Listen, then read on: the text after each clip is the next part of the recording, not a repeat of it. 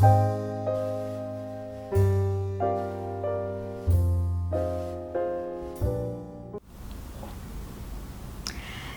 auditeurs et auditrices du newsletter du bureau du DPP, bonjour. Le thème de la Journée internationale de la femme cette année-là, c'est Women in Leadership, Achieving an Equal Future in a COVID-19 World. Aujourd'hui, nous causer de l'incidence du phénomène de social media dans la violence domestique, surtout dans un contexte de pandémie de COVID-19 et de lockdown. La pandémie de COVID-19 a un impact sur la violence domestique.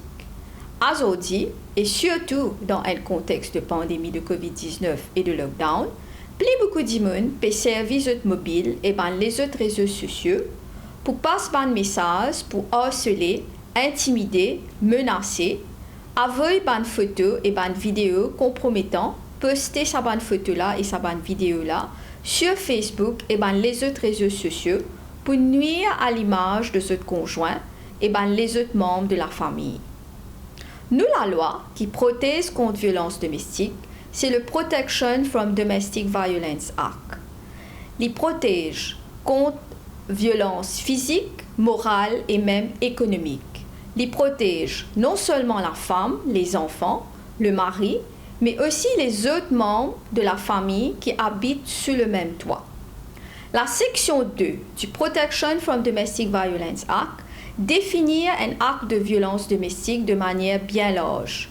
Il définit un acte de violence domestique, premièrement, comme un acte qui vise à battre, menace pour battre ou essaye de battre un conjoint.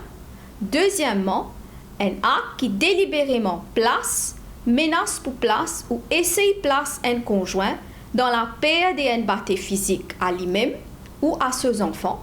Troisièmement, menacer, insulter, persécuter, maltraiter, brutalité et autres formes de cruauté. Quatrièmement, force un conjoint pour engager dans un acte, les capables sexuels ou autre forme d'acte qui sa conjoint-là, les capables de refuser, les en droit refuser.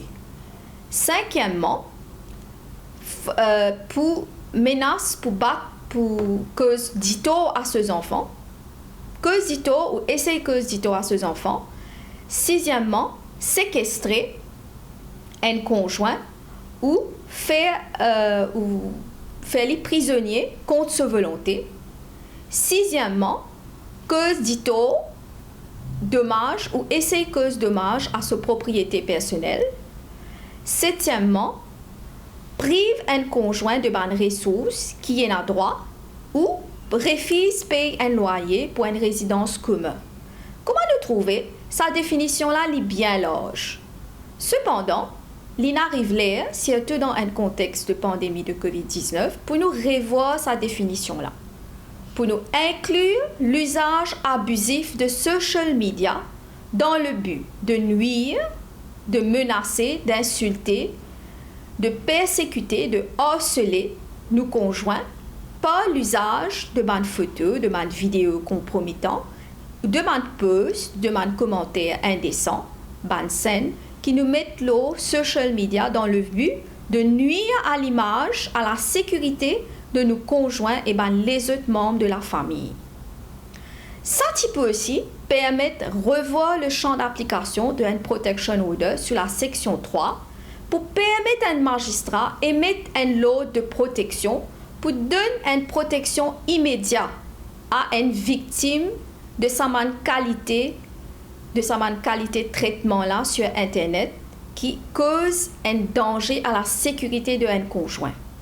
Et ça pour permettre à un magistrat empêche immédiatement un conjoint qui peut nuire à la sécurité de ce conjoint, empêche-lui de continuer à mettre sa post là, sa vidéo là, l'eau dans les réseaux sociaux. Et ça peut aussi permettre à l'autorité et un contrôle beaucoup plus assidu et continu de les réseaux sociaux, de l'usage abusif de social media dans le cadre de violence qui cause une violence domestique. Nous espérons que ça finit de nous un aperçu du phénomène de social media dans la violence domestique, Nous remercions pour l'attention et nous donnons rendez-vous à une prochaine fois pour une autre vidéo de nos newsletters. Merci et au revoir.